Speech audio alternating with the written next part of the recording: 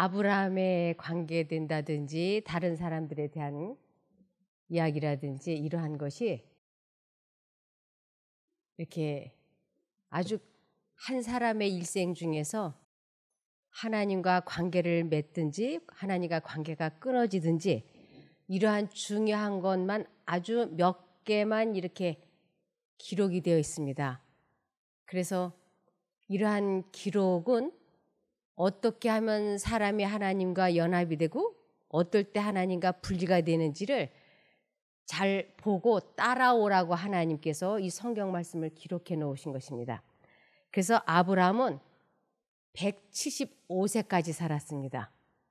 175세까지 살면서 그의 생애에 아주 중요한 175년 동안 살았으면서 아주 큼직큼직한 것만 기록이 되어 있습니다. 그래서 그 큰 것 중에서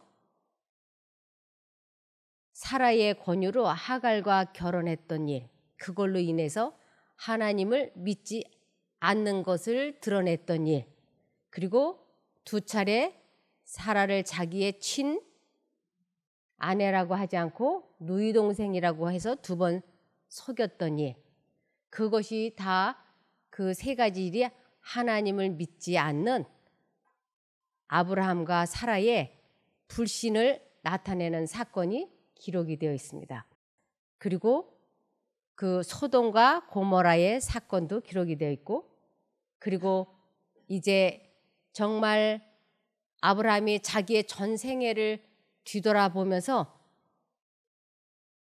그가 어떠한 환경과 여건에서도 더 이상 이 세상 것에 유혹되지 아니하고 하나님께서 말씀하시면 이유를 불문하고 글자 그대로 순종하는 그 생애가 시작이 되었다고 하는 것이 이삭을 제물로 하나님께 바치라고 했을 때 그가 죽으면 죽으리라 결심하고 이삭을 제물로 바쳤던 일입니다.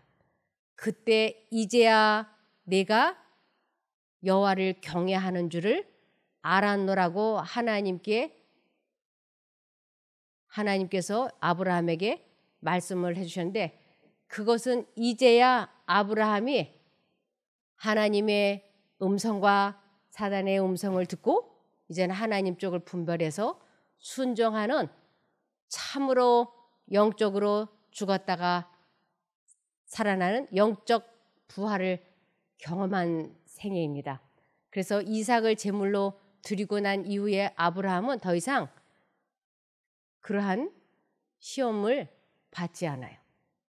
그는 언제나 더 이상의 나쁜 기록은 없는데 그것은 아브라함이 이제 하나님의 음성을 잘 듣고 순종할 수 있는 사람이 되었기 때문입니다. 이삭은 크게 두 가지만 기록이 되어 있고 그의 생애는 그렇게 많이 기록되어 있지 않아요. 이삭도 170년 이상을 살았지만 아브라함처럼 그렇게 많은 것이 기록되어 있지 않고 이삭은 그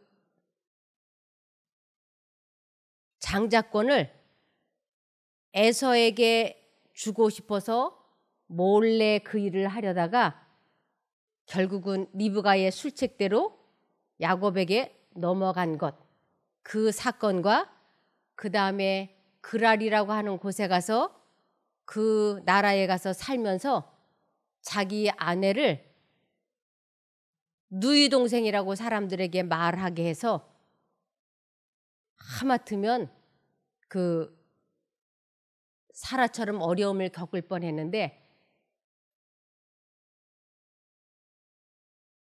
이삭이 자기 아내와 끌어안고 있는 장면을 그 나라의 왕이 창문으로 보았어요. 그래가지고 왜 이렇게 진실되지 못했느냐고.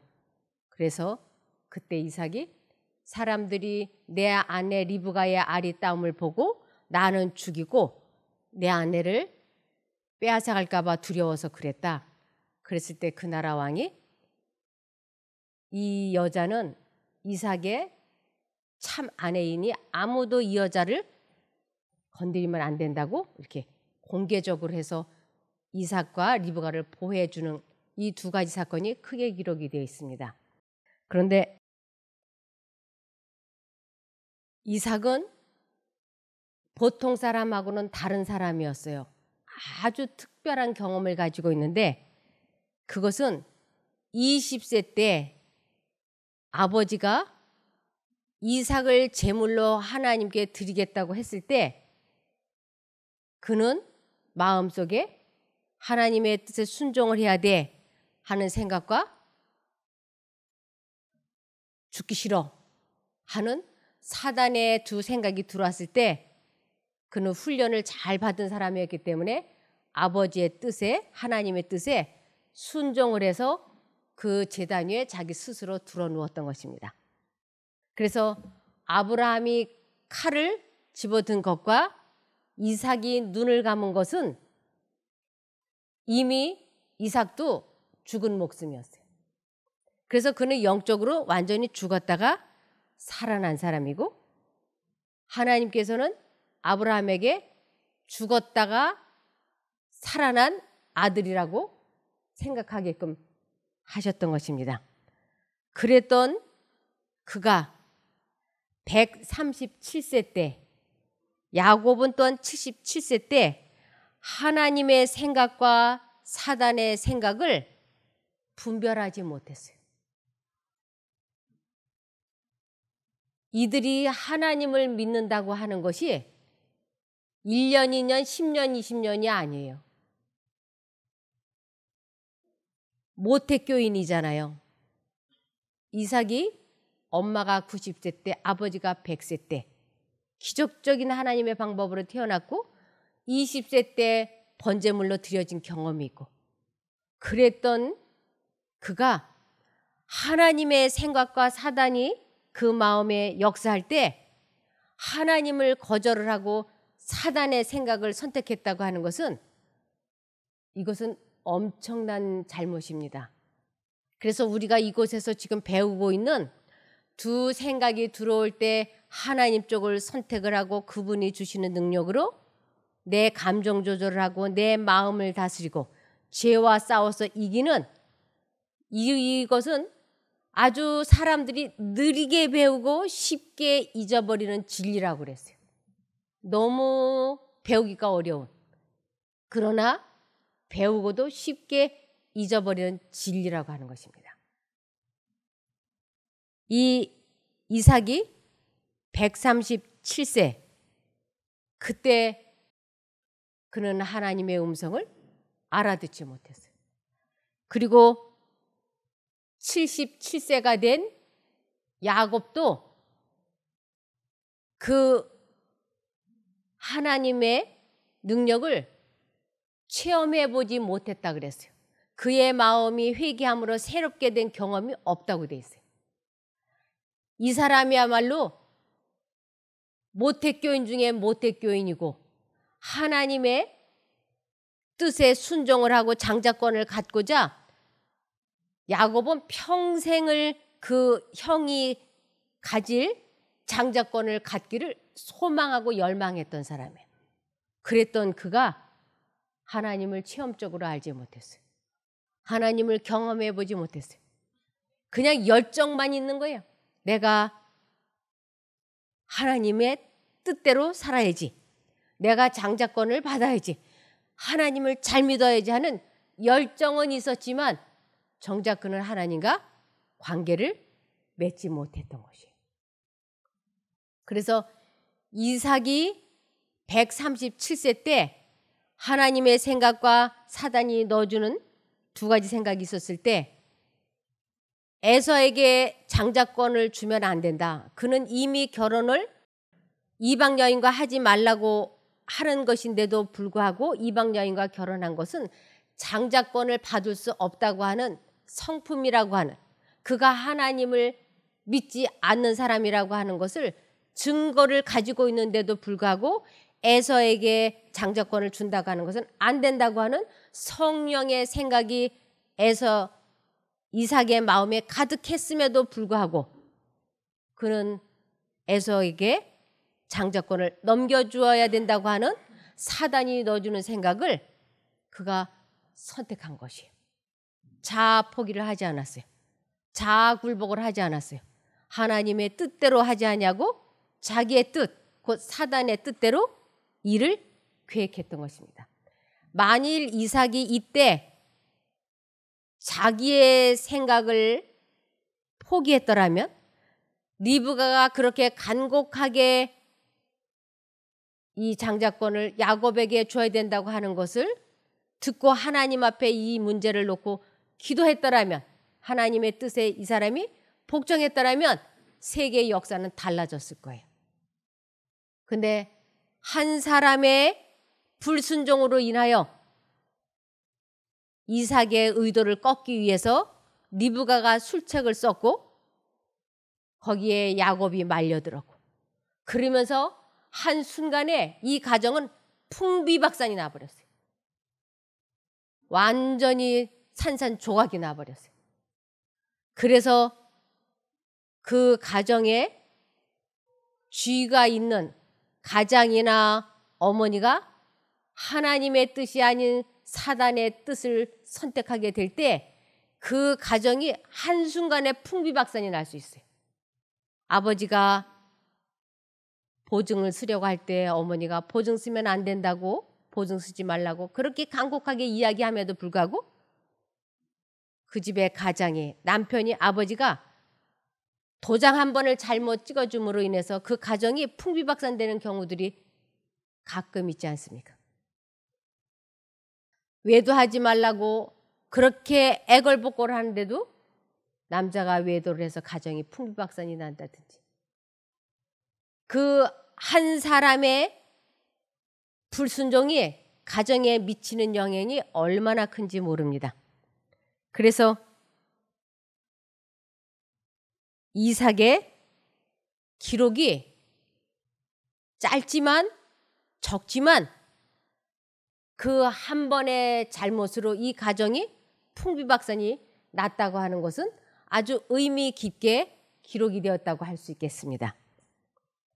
그래서 사도행전 16장 31절에 보면 가로되 주 예수를 믿으라 그리하면 너와 내 집이 구원을 얻으리라 하고, 주 예수를 믿으라, 이것은 주 예수를 선택하라, 그리하면 너와 내 집이 구원을 받을 수 있다.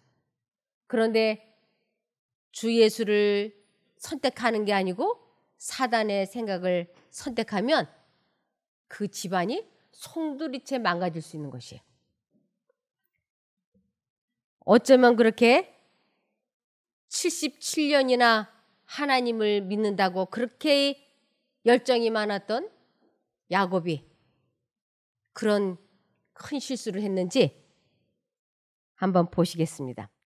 그는 은밀한 갈망을 품고 영적 장자의 명분에 관하여 그의 아버지가 말하는 모든 것을 귀담아 들었고 그의 어머니에게서 배운 것도 조심스럽게 간직하였다. 주야로 그 문제가 그의 생각들을 사로잡았고 마침내 그것은 그의 생애를 사로잡는 관심사가 되었다. 그러나 그와 같이 현재보다 내세의 축복을 존중하였으나 야곱은 그가 경외하는 하나님에 대한 경험적 지식이 없었다. 그의 마음은 하나님의 은혜로 새롭게 되지 않았다. 에서가 장자의 권리를 가지고 있는 한 자기 자신에 관한 약속은 성취될 수 없으리라는 것을 믿고 그는 자신의 형은 매우 경시하나 자신에게는 대단히 귀중한 그 축복을 얻을 수 있는 방법을 고안하고자 끊임없이 연구하였다. 하나님께서 약속하신 것은, 하나님께서 말씀하신 것은 하나님께서 하나님의 때에 정확하게 이루시고 끝내주신다고 하는 것을 야곱도 이삭도 리브가도 이때 깨닫지 못했어요. 그래서 이제 술책을 부리는 장면을 보시겠습니다. 창세기 27장 14절에서 30절. 그리하여 야곱이 가서 붙잡아 어머니에게 가져오니 그의 어머니가 그의 아버지가 좋아하는 별미를 만들었다. 리브가는 집안에 있는 큰아들 에서의 좋은 옷을 가져다가 작은 아들 야곱에게 입히고 새끼 염소들의 가죽을 야곱의 손과 그의 목에 매끈매끈한 곳에 입혔다. 리브가가 자신이 만든 별미와 빵을 그의 아들 야곱의 손에 들려주었다. 야곱이 아버지에게로 가서 내 아버지시여 하고 부르니 이삭이 내가 여기 있다. 내 아들아 너는 누구냐 하고 말하였다. 야곱이 아버지에게 대답하기를 나는 아버지의 맏아들 에서입니다. 아버지께서 제게 말씀하신 대로 제가 했습니다. 자 일어나 앉으셔서 제가 사냥해온 것을 잡수시고 아버지께서 저를 마음껏 축복해 주십시오 하였다. 이삭이 그의 아들에게 내 아들아 내가 어떻게 이처럼 빨리 잡았느냐 말하니 야곱이 여호와 아버지의 하나님께서 제게 쉽게 만나게 하셨습니다라고 대답하였다. 이삭이 야곱에게 내 아들아 이리로 가까이 오너라. 내가 내 아들 에서인지 아닌지 만져보겠다 라고 말하니 야곱이 그의 아버지 이삭에게 다가가자 이삭이 그를 만지며 목소리는 야곱의 목소리인데 손은 에서의 손이구나 라고 말하였다. 이럴 때 야곱의 이 심장이 어땠을까요?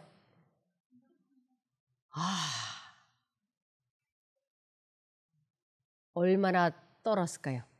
그런데 이제 아버지에게 사실을 고백하기에는 너무 멀리 나왔다는 생각이 들었어요. 그래서 야곱이 이왕지사 일이 이렇게 된 거 이제는 꼭 성공을 해야 되겠다고 결심을 했어요.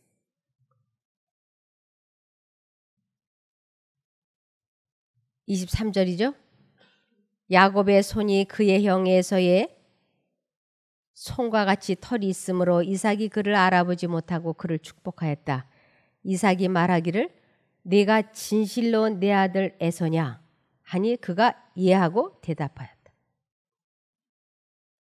이삭이 자기 아들을 1년 2년 키운 것도 아니고 몇 년 키웠어요.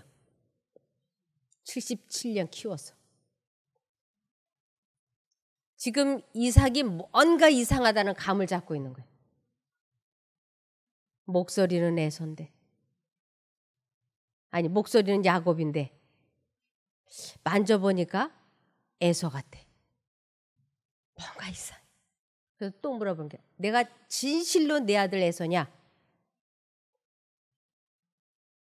진실로 내 아들 에서냐? 하고 물어볼 때 얼마나 떨렸을까요?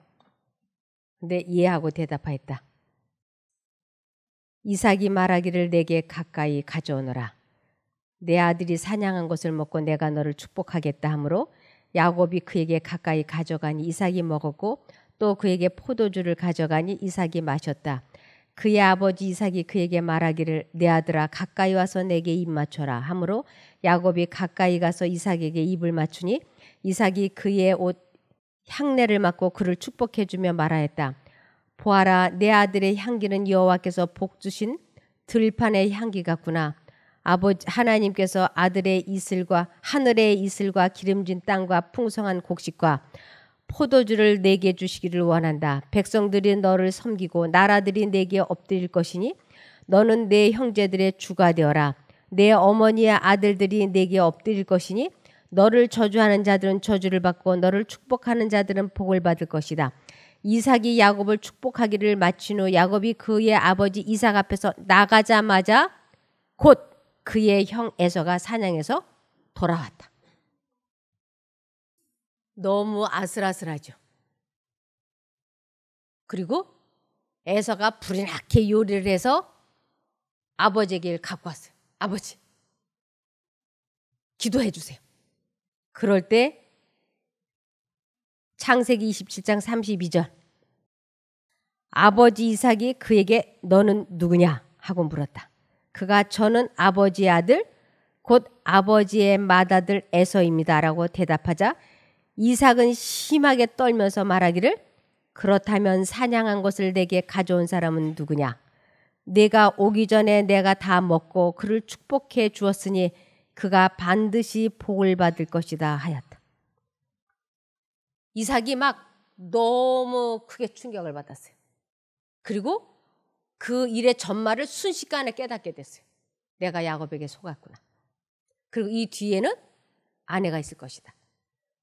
그러면서 이 에서가 당할 정신적인 좌절감과 분노와 슬픔이 어떠할 것이라는 것을 이삭은 알았어요. 그래서 그는 막 떠는 거예요. 근데 고맙습니다. 창세기 27장 41절부터 보시면 에서는 아버지가 야곱을 축복해 준 그 축복 때문에 야곱을 미워하여 마음속으로 말하기를 아버지를 위하여 곡할 날이 가까우니 그때 내가 내 동생 야곱을 죽이겠다 하였다. 이제 에서의 마음에 원한이 사무쳤어요. 아버지가 곧 죽을 텐데 그때 아버지가 죽고 나면 내가 반드시 야곱을 죽이리라. 이 말을 이제 막 하기 시작했어요. 그 말이 리브가에게 들린 거예요. 큰아들 에서의 말이 리브가에게 들림으로 리브가가 사람을 보내어 작은 아들 야곱을 불러서 그에게 말했다. 보아라, 내 형 에서가 너를 죽여 내게 자신의 원한을 풀려고 하니 내 아들아, 이제 내 말을 듣고 일어나 하란에 있는 내 오라버니 라반에게로 도망하여 내 형의 노여움이 풀리기까지 며칠 동안 그와 함께 머물러라. 너에 대한 내 형의 분노가 풀려서 내가 그에게 행한 것을 잊어버리면 내가 사람을 보내어 너를 거기서 데려오겠다. 어찌 너희 둘을 하루에 이룰 수 있겠느냐. 리브가는 이 일을 너무 가볍게 생각했어요. 에서가 이 일을 잊어버리면 그때 내가 사람을 보내서 너를 데려올 터이니 잠깐 길어봐야 몇 달 아니면 며칠이면 에서가 풀어지겠지 하고 이 야곱을 피난을 시키는데 그냥 피난을 보내기에는 거북하니까 외갓집에 가는 명분을 만들어야 됐어요. 왜 외갓집으로 가야 되는지 그 명분을 만들기 위하여 리브가가 이렇게 말합니다. 46절. 리브가가 이삭에게 말하기를 내가 햇사람의 딸들 때문에 살기 싫어졌는데 만일 야곱마저 이 땅의 딸들 곧 이들과 같은 햇사람의 딸들 중에서 아내를 데려온다면 사는 것이 내게 무슨 즐거움이 있겠습니까? 라고 하였다. 이 표면상으로는 아내를 같은 신앙, 같은 민족 가운데서 아내를 얻으러 가야 된다고 하는 명분 가운데서 이 야곱을 외갓집으로 피신 보낸 것이었어요. 그래서 이제 일이 이렇게 되었으니까 이삭도 그 리브가의 말에 동의를 했습니다. 창세기 28장 1절에서 5절. 이삭이 야곱을 불러 그를 축복하고 그에게 명령하였다. 너는 가나안 사람의 딸들 중에서 아내를 데려오지 마라. 너는 일어나 밧단 아람으로 가서 내 외할아버지 부두엘의 집에 이르러 내 외삼촌 라반의 딸들 중에서 내 아내를 얻어라. 전능하신 하나님께서 너에게 복을 주셔서 내가 생육하고 번성하며 내가 여러 백성의 무리를 이루고 하나님께서 아브라함의 복을 너와 함께한 너의 후손에게 주셔서 하나님께서 아브라함에게 주신 땅 곧 내가 거류하고 있는 땅을 내가 소유하게 하시기를 바란다. 이삭이 야곱을 보내니 야곱은 밧단 아람의 라반에게로 갔다. 라반은 아람 사람 부두엘의 아들이며 야곱과 에서의 어머니 리브가의 오라버니였다. 표면상으로는 아내를 구하기 위하여 이렇게 간다고 했지만 이제 리브가는 에서의 분이 풀려질 동안만 거기에 있고 에서의 분이 풀어지면 데리고 오려고 그랬어요. 에서의 분노는 20년 동안도 풀어지지 않았어요. 사람의 마음에 이 원한이 사무쳤을 때 분노가 있을 때, 증오가 있을 때, 질투가 있을 때 하나님의 참사랑이 그 마음을 녹이지 아니하면 사단에 의해서 이것이 점점 더 강화가 된다고 하는 것이에요. 에서는 자기 어머니가 자기를 편애하고 야곱에게 애정을 주고 야곱에게 장자권을 주기 위하여 아버지를 속이고 자기를 속였다고 하는 이것에 대해서 자기 어머니를 용서할 수 없었어요. 자기 어머니를 용서했다면 당연히 야곱도 용서하죠. 그런데 에서는 야곱도 용서할 수 없었고 이 거짓말의 원조인 어머니를 용서할 수가 없었어요. 그리고 이 가정이 이렇게 한순간에 풍비박산 나게 만든 리브가를 이삭도 용서할 수가 없었어요. 이 믿음의 조상들 그러면 우리는 그 사람들은 완전 무결하기 때문에 아무 문제가 없을 것 같잖아요. 그러나 그들도 우리와 똑같은 성정을 가지고 있는 사람들이에요. 137년이라고 하는 시간 동안 하나님을 믿었지만 이삭도 자아 포기하지 않았어요. 77년 동안 하나님을 믿는다고 했지만 야곱도 자아 포기하지 않았어요. 그들의 죄와 그들의 잘못이 낱낱이 이렇게 기록이 된 것은 우리가 보고 배우라고. 그래서 그들도 시간이 지나면서 하나님의 말씀을 분별하고 순종하는 훈련을 하면서 세월이 지나면서 하나님을 알고 하나님을 경외하는 것을 깨닫게 된다고 하는 것을 이걸 보면 알 수 있어요. 우리들도 하나님께서는 하나님을 아는 것에서 자라가라고 자라나라고 말씀을 하셨어요. 그래서 처음 믿을 때보다 10년, 20년, 30년 세월이 지나면서 하나님의 능력으로 자신과의 싸움에서 이겨보는 이 체험적인 지식을 가지고 이것을 반복하면서 매 순간 죄를 이기고 감정 조절을 하고 마음을 다스리는 이것을 구원을 이루어간다고 하는 것이에요. 이것을 계속 해보라고. 그래서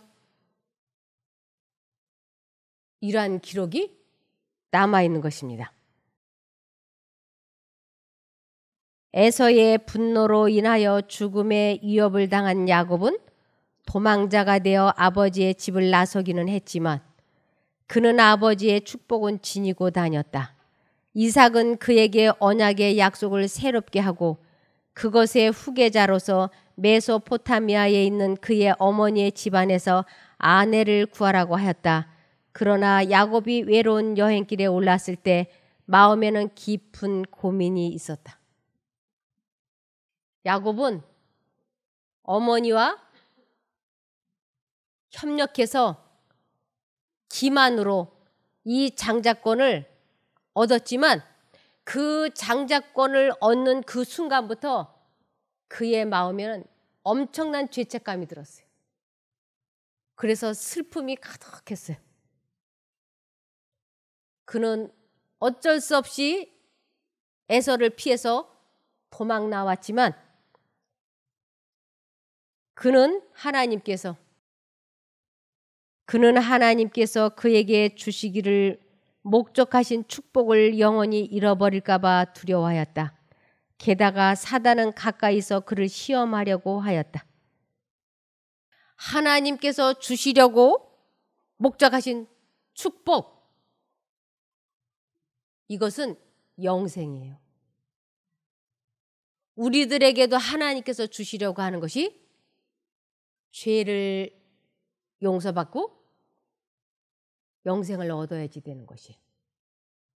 그런데 가까이에서 사단이 그를 시험하려고 한다 그러지 않았습니까? 그것은 사단이 그의 마음속에 거짓말했잖아. 아버지를 속였잖아.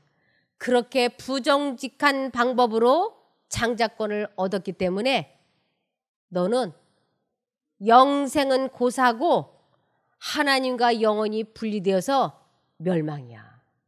이 생각을 끊임없이 그의 마음속에 주입을 시켜서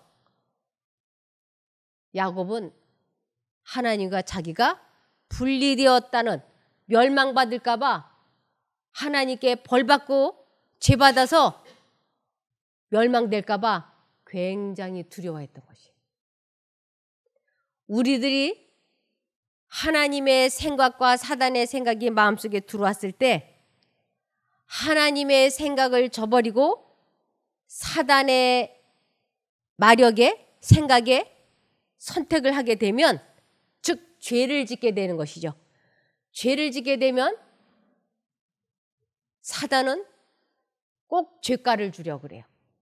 사단은 자기가 죄를 짓게 해놓고는 죄가를 주는데, 그것이 암일 수도 있고 가정의 파탄일 수도 있고 사고, 재난, 질병 이런 것들을 사람에게 주고서는 그 마음속에 그때 내가 그 죄를 졌더니 하나님께서 나를 벌 주시고 책망을 하시는구나. 하나님께 내가 벌 받아서 이렇게 됐어.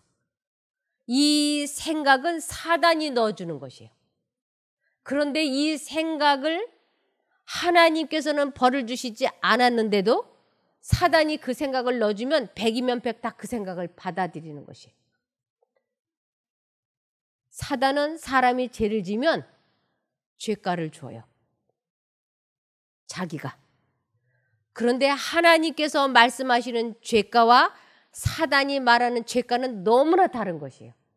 하나님께서 말씀하시는 죄가는 사람이 죄를 짓고 용서함을 받아들이지 아니하고 회개하지 아니하면 영원히 멸망당하는 것을 죄가라고 얘기하는 것이에요.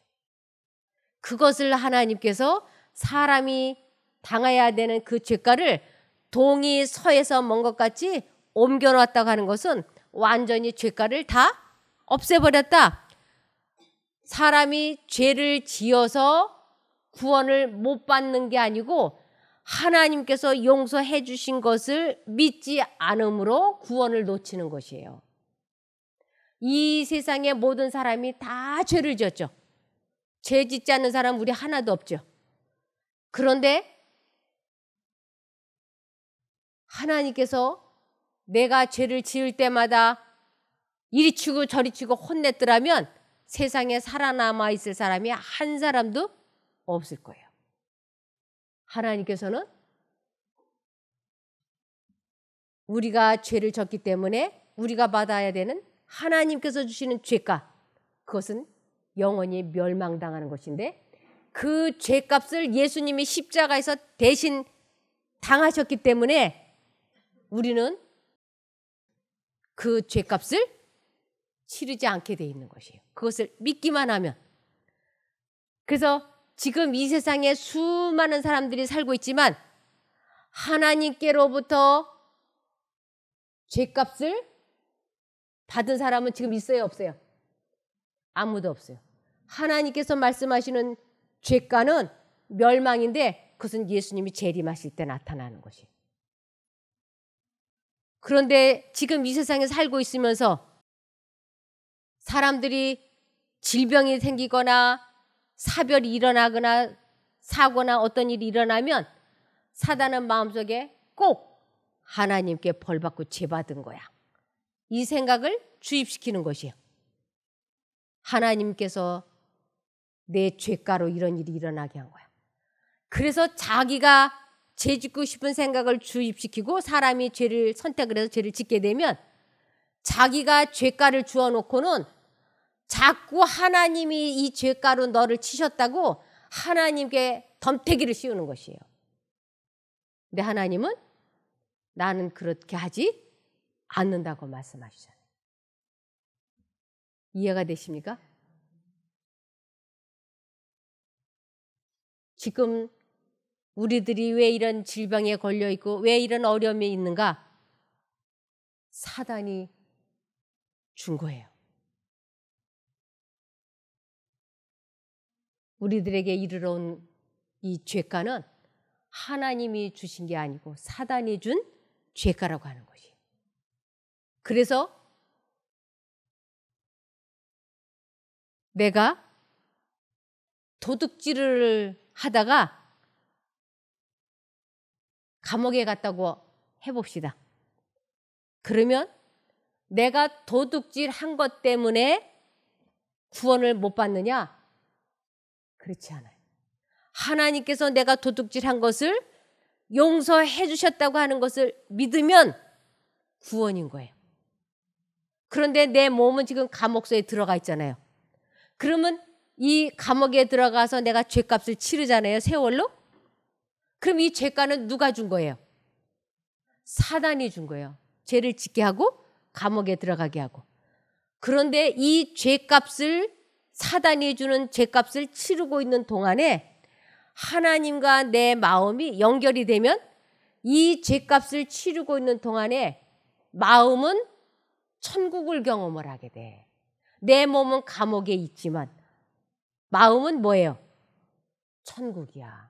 은혜의 왕국인 거예요. 그래서 내가 사단이 주는 질병이라고 하는 감옥에 갇히든지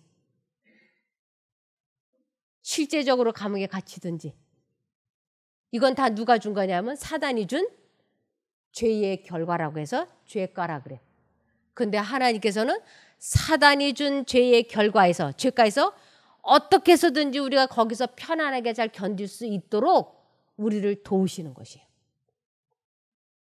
그래서 감옥에 들어가서 하나님과 내가 마음이 연결이 되어서 모범수 생활을 잘 하게 되면 무슨 일이 일어날 수 있을까요? 모범수로 특사로 나올 수가 있어요. 그래서 내가 하나님과 연결되기만 하면 하나님께서는 사단이 준 죄가에서 우리를 이끌어 주시고 축복해 주십니다. 그래서 야곱이 에서를 피해서 지금 자기 외삼촌 집을 향해서 가고 있는데 그 수백 리를 걸어서 에서가 자기를 따라오지 못하도록 사람들을 피해서 한적한 곳으로 지금 막 달려가는 것이에요. 그리고 저녁에 돌베개를 베고 이제 들판에 누워 있는데 그의 마음속에 하나님께서 나를 버리셨구나. 이 생각을 사단이 계속 넣어주는 것이 내가 아버지를 속이고 기만으로 장자권을 얻었기 때문에 하나님께서 나를 벌주시고 나를 버리셨구나. 이 생각을 사단이 집요하게 집요하게 넣어주는 것이 이것 때문에 야곱은 두렵고 떨었어요. 이 문제를 기도할 기운조차도 없었어요.